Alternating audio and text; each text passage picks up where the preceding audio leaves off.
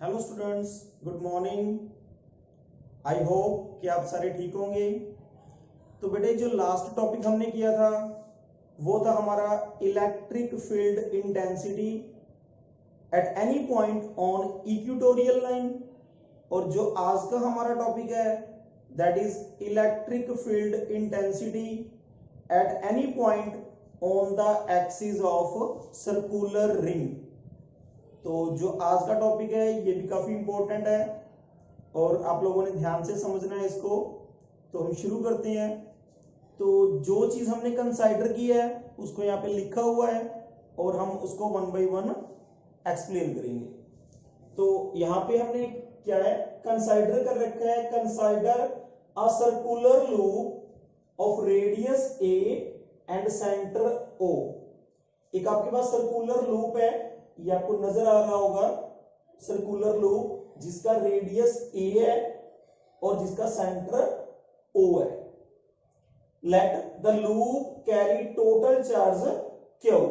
इस पूरे लूप के ऊपर जो टोटल चार्ज है वो क्यू है।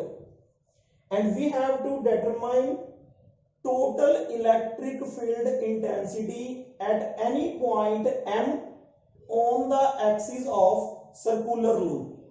हमने क्या करना है, जो ये लाइन आपको नजर आ रही है ओ एम। ओ एम क्या है, एक्सिस ऑफ सर्कुलर लूप है। और इस एक्सिस के ऊपर हमने एक पॉइंट कंसीडर किया है एम, और इस एम के ऊपर हमने total electric field intensity find out करनी है। और जो एम पॉइंट है वो लूप के सेंटर से कितनी डिस्टेंस पे है, आर डिस्टेंस पे, where O M is equal to R. अब हमने क्या किया, सुपोज कर लिया, suppose the loop is made up of N number of small elements. हमने ये मान लिया कि जो लूप है वो छोटे छोटे एलिमेंट से मिलके बना हुआ है। बहुत सारे एलिमेंट जब जुड़ गए तो एक पूरा लूप बन गया हमारे पास। तो consider two such elements A B and C D. इसमें से हमने कोई दो एलिमेंट कंसाइडर कर लिए। एक एलिमेंट ए बी है जिसकी लेंथ डीएल है, एक एलिमेंट सी डी है उसकी भी लेंथ कितनी है, डीएल है। Consider two such elements A B and C D of length DL held at diametrically opposite ends. जो इस डायमीटर के ऑपोजिट एंड के ऊपर रखे हुए हैं। एक डायमीटर की इस एंड पे है, एक डायमीटर के इस एंड पे रखा हुआ है। दोनों जो है डायमेट्रिकली ऑपोजिट एंड पे पड़े हैं। तो अब हम क्या करेंगे, अब हमने फाइंड आउट करना है total electric field intensity. But वहां तक पहुंचने के लिए पहले हमें छोटे छोटे स्टेप जो है वो क्लियर करने पड़ेंगे। तो सबसे पहले तो हम ये देखेंगे कि जो ये स्मॉल एलिमेंट है, देखो हमने अभी बात की है कि जो पूरा लूप है उसके ऊपर टोटल चार्ज कितना है, क्यू। पर हमें क्या करना है, पहले जो स्मॉल एलिमेंट्स हैं इनके ऊपर चार्ज की वैल्यू कैलकुलेट करनी पड़ेगी। तो हमने क्या किया, पहले हमने कैलकुलेट कर लिया charge on small element. Now charge on small element that is given bye D Q. D Q हमने निकालना है स्मॉल एलिमेंट के ऊपर। तो पहले हमने क्या किया, total charge upon total length हमने फाइंड आउट कर लिया चार्ज पर यूनिट लेंथ। इस सर्कुलर लूप की टोटल लेंथ कितनी बनेगी, 2 पाई ए, क्योंकि इसका रेडियस ए है। तो पहले हमने फाइंड आउट किया charge per unit length Q over 2 pi ए। अब हमने जितनी लेंथ के लिए चार्ज की वैल्यू निकालनी है उतनी लेंथ से उसको मल्टीप्लाई कर दिया। हमने कितनी लेंथ के लिए फाइंड आउट करना है, डीएल के लिए, तो हमने इसको डीएल से मल्टीप्लाई कर दिया। तो ये आ गया हमारे पास चार्ज ऑन स्मॉल एलिमेंट, और उसकी वैल्यू कितनी है, डी क्यू। और डी क्यू किसकी इक्वल है, इस वैल्यू के इक्वल है।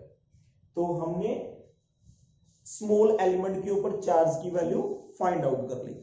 अब हम क्या करेंगे, अब हमने फाइंड आउट करनी है electric field intensity at M due to element A B. पहले हम एलिमेंट ए बी के कारण निकालेंगे, फिर हम एलिमेंट सी डी के कारण निकालेंगे। तो पहले हमने ले लिया electric field intensity at M due to element A B. वो हमने कंसाइडर कर ली कि जो एलिमेंट ए बी के कारण m पॉइंट पे इलेक्ट्रिक फील्ड इंटेंसिटी है that is given by DE. अब देखो ये एक स्मॉल चार्ज है और यहां पे भी तो यूनिट पॉजिटिव चार्ज है। अब यूनिट पॉजिटिव चार्ज और ये चार्ज दोनों में रिपल्शन होगी। रिपल्शन होने के कारण ये जो चार्ज है डी क्यू जो चार्ज है वो इस यूनिट चार्ज को रिपेल करेगा। तो रिपेल करेगा तो इसकी डायरेक्शन क्या हो जाएगी, अलोंग एम जी। तो इसकी डायरेक्शन किसके अलोंग होगी, अलोंग एम जी। तो यहां से हमने पहले निकाल ली डीई की value and you know very well कि जो इलेक्ट्रिक फील्ड इंटेंसिटी होती है that is equal to 1/4 pi epsilon nought charge upon distance square. अब स्मॉल एलिमेंट की बात कर रहे हैं तो चार्ज कितना है डी क्यू, और डिस्टेंस की बात करें तो डिस्टेंस यहां से देखिए आप, ये डिस्टेंस ए है, ये जो ट्रायंगल आपको नजर आ रही है ये ट्रायंगल ओ एम बी, जो ये ट्रायंगल आपको यहां से नजर आ रही है ये राइट एंगल ट्रायंगल है, और ये इसका परपेंडिकुलर हो गया और ये इसका बेस हो गया। तो ये क्या बनेगा हाइपोटेन्यूज, और हाइपोटेन्यूज की वैल्यू क्या होती है, perpendicular square plus base square under the root. तो यहां से हमने वैल्यू निकाल ली, इसकी वैल्यू निकाल ली, ये जो हाइपोटेन्यूज है ये डिस्टेंस हमने फाइंड आउट कर ली, और डिस्टेंस कितनी आ गई हमारे पास R square plus A square का रूट और होल स्क्वायर आ गया ऊपर। अब क्या होगा, जो स्क्वायर है वो स्क्वायर रूट के साथ कैंसिल हो जाएगा और हमारे पास वैल्यू आ गई DE is equal to 1/4 pi epsilon nought D Q over R square plus A square. Direction की बात अभी हमने की थी कि ये यूनिट पॉजिटिव चार्ज है और यहाँ पे भी एक पॉजिटिव चार्ज है, दोनों में रिपल्शन होगी। तो ये जो डी क्यू चार्ज है वो इस यूनिट पॉजिटिव चार्ज को रिपेल करेगा। तो रिपेल करेगा तो इसकी डायरेक्शन किसके अलोंग हो जाएगी, along M G. Equation number 1 आ गई हमारे पास। सिमिलरली हम जो ये स्मॉल एलिमेंट सी डी है, सी डी एलिमेंट, इसके कारण भी एम पॉइंट के ऊपर electric field intensity find out करेंगे। तो हमने मान लिया कि due to the element C D the electric field intensity is DE dash. तो हमने मान लिया DE dash that is equal to 1/4 pi epsilon nought D Q over R square plus A square under the root और side term का whole square. क्योंकि ये distance भी देखो बेटा सेम आएगी, अगर ये इसका बेस हो गया ये परपेंडिकुलर हो गया तो ये हाइपोटेन्यूज बनेगा, ऊपर की कंडीशन और नीचे की कंडीशन सेम है तो इसकी वैल्यू भी सेम आएगी। तो इसीलिए हमने लिखा है R square plus A square का रूट और सारे का होल स्क्वायर। अब जो रूट है वो स्क्वायर के साथ कैंसिल हो जाएगा, तो रूट को हमने स्क्वायर के साथ कैंसिल कर दिया तो हमारे पास डी ई डैश की वैल्यू आ गई 1/4 pi epsilon nought D Q over R square plus A square.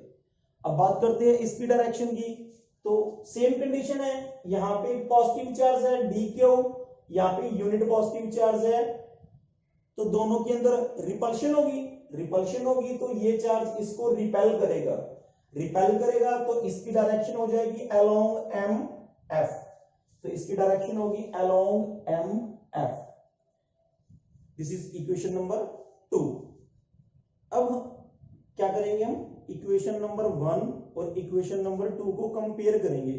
तो हमने क्या किया, कंपेयर कर लिया इक्वेशन नंबर 1 और इक्वेशन नंबर 2 को। अब आपने 1 को भी देखा 2 को भी देखा, तो दोनों से हमें क्या मिल रहा है कि दोनों से वैल्यू सेम आ रही है। इक्वेशन नंबर 1 और equation number 2 DE is equal to DE dash. और अगर ऐसा होता है, अगर दो वेक्टर की वैल्यू सेम आ रही है और दोनों जो है किसी एंगल पे एक्ट कर रहे हैं, देखो ये वेक्टर ऐसे एक्ट कर रहा है एट एन एंगल थीटा और ये वेक्टर ऐसे एक्ट कर रहा है एट एन एंगल थीटा, तो दोनों वेक्टर जो है एक दूसरे से 2 थीटा एंगल के ऊपर एक्ट कर रहे हैं। और जब दो वेक्टर किसी एंगल पे एक्ट करते हैं तो ना तो हम उनको ऐड कर सकते हैं और ना ही हम उनको सबट्रैक्ट कर सकते हैं। तो हमें क्या करना पड़ता है, मैंने कल भी आपको बताया था कि हम उनको कंपोनेंट्स में डिवाइड करते हैं। तो यहां पे भी हमने क्या कर दिया, डिवाइड कर दिया DE and DE dash in two components. तो एक बन गया DE cos थीटा, एक बन गया DE sin थीटा, एक बन गया DE डैश cos थीटा, एक बन गया DE डैश sin थीटा। देखो ये तो हम सिर्फ दो ही एलिमेंट की बात कर रहे हैं, पर अभी अभी हमने बताया है कि जो ये लूप है ये n एलिमेंट से मिलकर बना हुआ है, पर यहां पे तो हमने सिर्फ दो के ही कंपोनेंट लिए हैं, दो एलिमेंट को ही कंपोनेंट में डिवाइड किया है। तो इसी तरह हमें क्या करना पड़ेगा, जो सारे एलिमेंट्स हैं उन सब एलिमेंट्स को कंपोनेंट्स में डिवाइड करना पड़ेगा। जितने भी एलिमेंट है 1 2 3 4 5 अप टू n, सारे जो एलिमेंट्स हैं उन सबको हमने कंपोनेंट्स में डिवाइड कर दिया। तो जब डिवाइड कर देते हैं सभी एलिमेंट्स को कंपोनेंट के अंदर, तो उससे हमें क्या मिलता है, जो साइन थीटा कंपोनेंट्स होंगे सभी एलिमेंट्स के, चाहे वो फर्स्ट एलिमेंट है, सेकंड है, थर्ड है, फोर्थ है, nth है, तो सभी एलिमेंट्स के जो साइन थीटा कंपोनेंट्स हैं वो एक दूसरे को कैंसिल कर देंगे। जैसे यहां पे भी देख लो आप, DE डैश साइन थीटा ऊपर की तरफ एक्ट कर रहा है, DE साइन थीटा नीचे की तरफ एक्ट कर रहा है, और हमें यहां से पता लग गया कि DE is equal to DE dash है, तो ये क्या हो गए, इक्वल एंड ऑपोजिट हो गए, so they cancel out each other. इसी तरह जो नेक्स्ट एलिमेंट आएगा उसके भी साइन थीटा कंपोनेंट कैंसिल हो जाएंगे। इसी तरह नेक्स्ट जितने भी एलिमेंट्स होंगे हमारे पास, सबके जो साइन थीटा कंपोनेंट्स हैं वो कैंसिल आउट हो जाएंगे। तो हमारे पास साइन थीटा का काम हो गया। अब हमारे पास रह गया कोस थीटा। तो कोस थीटा कंपोनेंट्स देखो, जो DE डैश जो है कंपोनेंट, इसका जो cos थीटा कंपोनेंट है वो इस डायरेक्शन में जा रहा है along mx।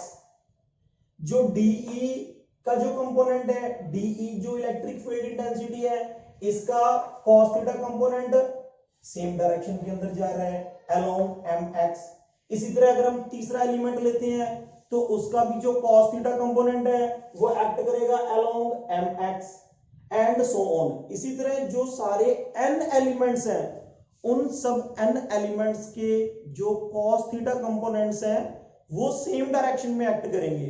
तो अगर number of vectors acting in the same direction, तो टोटल इफेक्ट कैलकुलेट करने के लिए उन सब वेक्टर्स को हम ऐड कर देते हैं।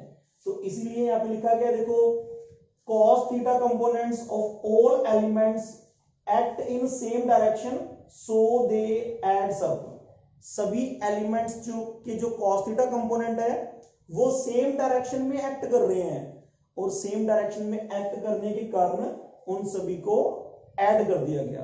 अब यहां से एक बात तो आपको क्लियर है कि DE is equal to DE dash, this is equal to DE double dash, this is equal to DE triple dash and so on. इसी तरह ये चलता रहेगा कि जो सारी इलेक्ट्रिक फील्ड इंटेंसिटी है ड्यू टू ईच एलिमेंट वो इक्वल होगी। तो हमने क्या करना है, हमने फाइंड आउट करनी है टोटल इलेक्ट्रिक फील्ड इंटेंसिटी, और total electric field intensity at m due to the circular ring. देखो जब सारे एलिमेंट्स ऐड हो गए तो वो क्या बन गया, एक सर्कुलर रिंग बन गया, और सर्कुलर रिंग की जो टोटल इलेक्ट्रिक फील्ड इंटेंसिटी है that is equal to E, and E is equal to components of cos theta, और उसके ऊपर हमने क्या लगा दिया, समीशन लगा दिया। यानी कि जो सारे cos थीटा कंपोनेंट्स थे उन सबको हमने ऐड कर दिया। तो यहां पे हमारे पास क्या गया, summation of DE cos theta. अब देखो मैंने DE क्यों लिखा है, यहाँ पे DE है, DE डैश है, DE डबल डैश है, पर आप देखो ना कि ये सारे इक्वल है, तो हम DE लिख सकते हैं इनको, और DE लिख के मैंने इनके ऊपर क्या लगा दिया, समीशन लगा दिया। यानी कि सारे जो cos थीटा कंपोनेंट्स हैं वो ऐड हो गए। अब हमने क्या किया, DE की वैल्यू पुट कर दी। DE की वैल्यू ये हमारे पास गिवन है 1/4 pi epsilon not DQ over r square plus a square. ये वैल्यू हमने यहां पे पुट कर दी, ये बड़ी नीचे, और साथ में क्या है cos थीटा। कॉस थीटा क्या होता है, कॉस थीटा होता है बेस अपॉन हाइपोटेन्यूज। बेस यहां से देखो फिगर के अंदर बेस कितना है आर, हाइपोटेन्यूज की वैल्यू कितनी है R square plus A square का रूट, तो R over R square plus A square का रूट। अब यहां से हमने ये बनाया, अब देखो हमने क्या किया 1/4 पाई एप्सिलॉन नॉट, और क्या कर दिया हमने समीशन लगाना था यहां पे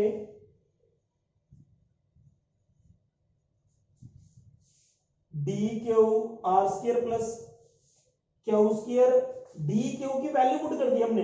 देखो यहां पे जो डी क्यू की वैल्यू हमने फाइंड आउट की थी q over 2 pi A into dl, तो वो वैल्यू हमने यहां पे पुट कर दी q over 2 pi A, not r, that is 2 pi A, 2 pi A into dl, और यहां पे हमारे पास पड़ा था आर, ऊपर आर लिख दिया, नीचे देखो यहां पे पावर कितनी है 1 और यहां पे पावर कितनी है हाफ, तो टोटल पावर कितनी होगी 3/2, तो हमने यहां पे लिख दिया R square plus A square की पावर 3/2। अब यहां से हमने ये कर लिया, जो चीज कांस्टेंट थी उसको बाहर निकाल लिया हमने, क्योंकि इंटीग्रेशन और समीशन हमने सिर्फ उसी पार्ट का करना है जो लगातार चेंज हो रहा है। देखो चेंज क्या हो रहा है, एलिमेंट्स की लेंथ चेंज हो रही है, पहले हमने एक एलिमेंट की बात की, फिर हमने 2 की बात की, फिर 3 4 5 6 ऐसे करके हमने सारे एलिमेंट्स की बात कर ली अप टू n एलिमेंट्स। तो यहाँ पे हमने क्या किया, जो कांस्टेंट टर्म्स थी उन सबको बाहर निकाल लिया, और समीशन हमने किसका कर दिया डीएल का समीशन कर दिया। अब डीएल का समीशन किसके बराबर होगा देखते हैं,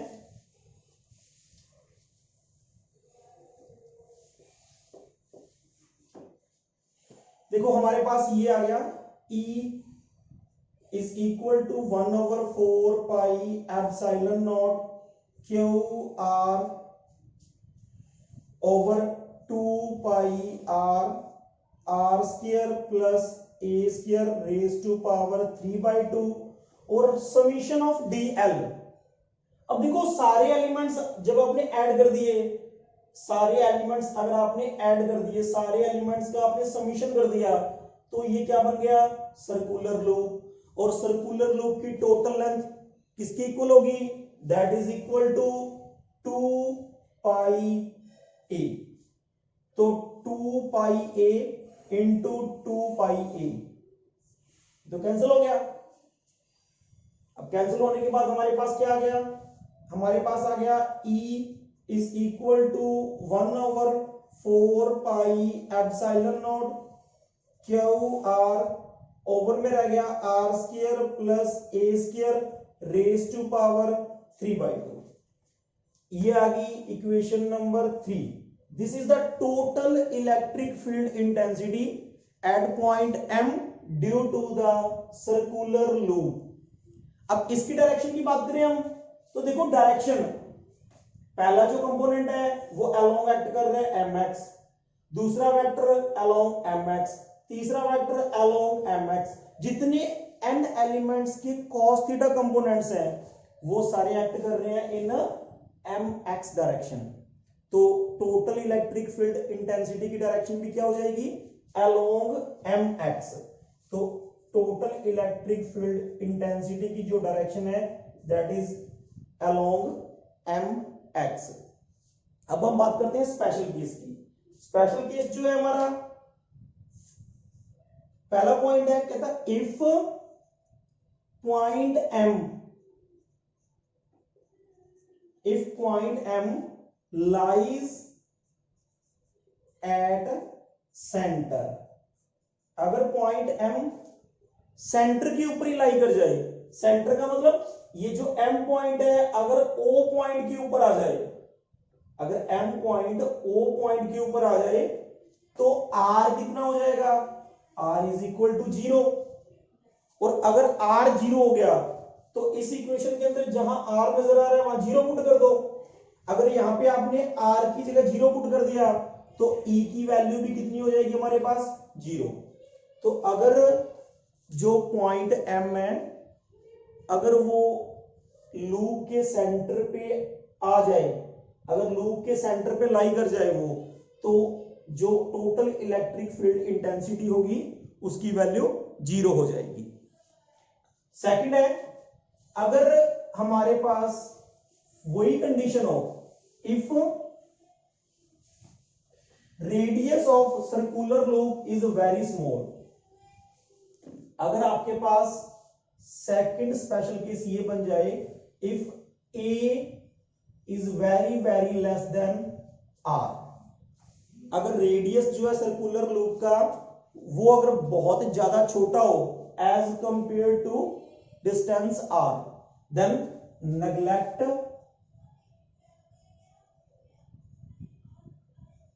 a स्क्वायर।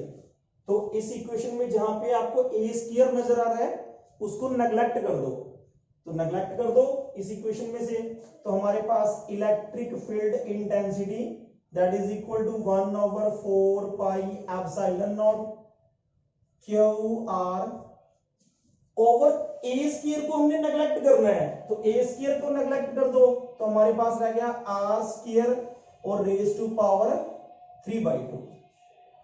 तो यहां से हमारे पास क्या बना, E is equal to 1/4 pi epsilon not Q R, और यहां से हमारे पास देखो क्या बनेगा, आर रेज टू पावर 3, और आर रेज टू पावर 3 बनेगा तो एक आर के साथ एक आर कैंसिल हो गया, तो E इज इक्वल टू आ गया 1/4 pi epsilon not Q over R square. तो यही तो होती है इलेक्ट्रिक फील्ड इंटेंसिटी की value, 1/4 pi epsilon not Q over R square. तो हमारे पास अगर ए बहुत ज्यादा छोटा हो तो एक लाइन के ऊपर जो इलेक्ट्रिक फील्ड इंटेंसिटी होती है that is given by 1/4 pi epsilon not Q over R square.